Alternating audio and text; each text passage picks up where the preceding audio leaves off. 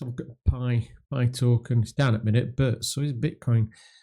There's a little bit of, well, a lot of volatility in the markets at the moment. So I'm just trying to get a bit of advantage on it. I'm down at minute, as you can see, $11. But I'm not bothered. I've got a good. I'm leveraging this, to be honest. This is one what I'm just just using leverage on and just trading in and out. So I've made some profit on it. This is what I'm down at the moment, but my profit's outweighing that, so I'm happy with that. And I'm just, once it settles and it starts to do a little bit of turnaround, I'm going to come back in again. The thing is, when we're talking about Pi, there's a lot of what we call FUD, fear, uncertainty and doubt, what people put out there. There's a lot of people saying about it being a scam. The thing is, there's a lot of scams out there, I get that. And who's to argue? Everybody's got their own opinion. But the thing is with Pi, I've been on it for a long time. It didn't cost me any money at all to mine it. And when they opened the network out, when they opened it up, there wasn't an issue getting money out. I live in UK and I just drew it straight out, put into Mexa. And I just sold some of it to make some, because you got to sell some, you got to make some back. You can't just sit on it. So we're all about making money. But yeah, a lot of people just kind of sell out altogether. I didn't know that. I've kept some. And I've been trading with Rest, to be honest. So I actually sold it for it to come back down so I could buy some more and keep buying in and out. Because as you can see, this is where it opened. I think it's around about where it opened up. This area here. And then it shot up, dropped all the way down to around about 60. And then it climbed and climbed and climbed, went up to about $3. And then we've had a couple of dips, back up and down, bit of roller coaster. But it's not doing bad at all, to be honest. It's not.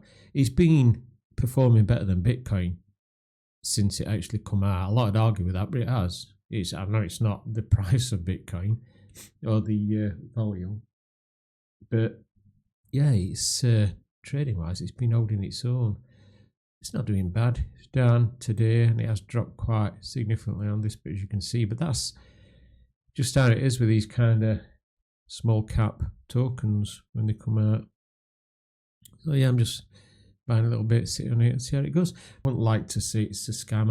I don't think it's by any means a scam, because they've given free money out. It's, like I say, it's not cost me anything. And a few other people I know sold theirs and made a good bit of money. And they're not bothering with it anymore.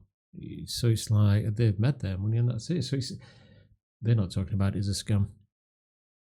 So yeah, it depends which way you want to look at it, to be honest. I think what it is people get angry because you get people like this. As you go up here, you get people buying at this point here. And then when it comes crashing down, it's like these points, that's when they start calling it a scam, because they blame everybody else apart from themselves. It's common knowledge that whatever goes up has to come back down. People take profits, hence why we get this all the time. This has nothing to do with the token purely, it's just people taking profits. It's people buying and selling and buying and selling. If you buy up here and people start selling, you can't blame everybody else.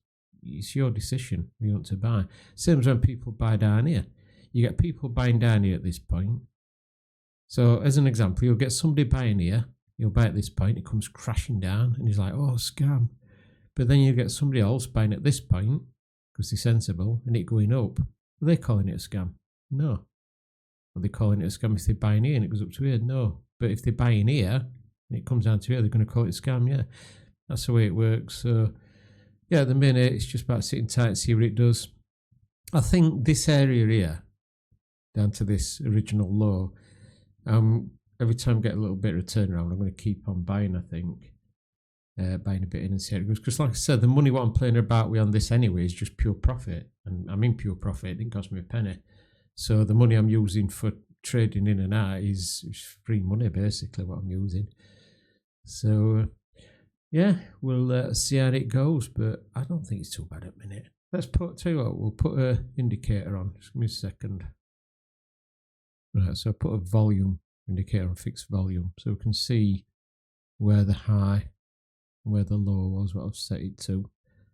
And you can see where most of the money has been trading around these areas. So that's kind of like your baseline. And as you can see, when it come back down from this point, it bounced a bit again. Then it dropped below it, went way down. Then it struggled to get above it again. It needs to get above this, to be honest. If you can get back above this, we're more than likely to be plain sailing.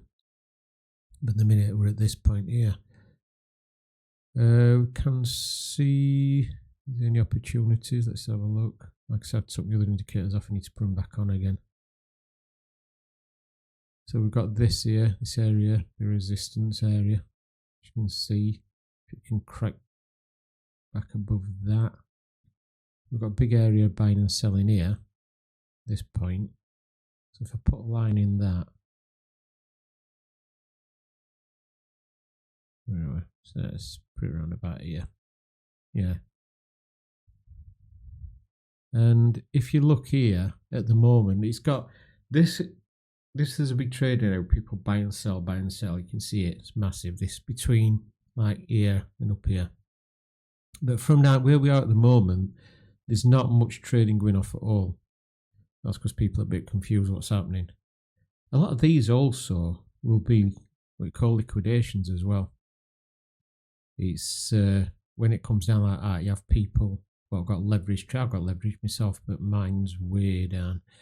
But you get people that's got tight leverage, what's trying to do leverage at 50 and 60 and up to 100.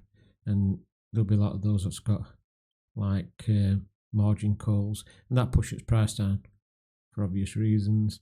So you have to think about a lot of that as well. And that's what more likely a lot of these are. So yeah, like I said, that you see this here, this.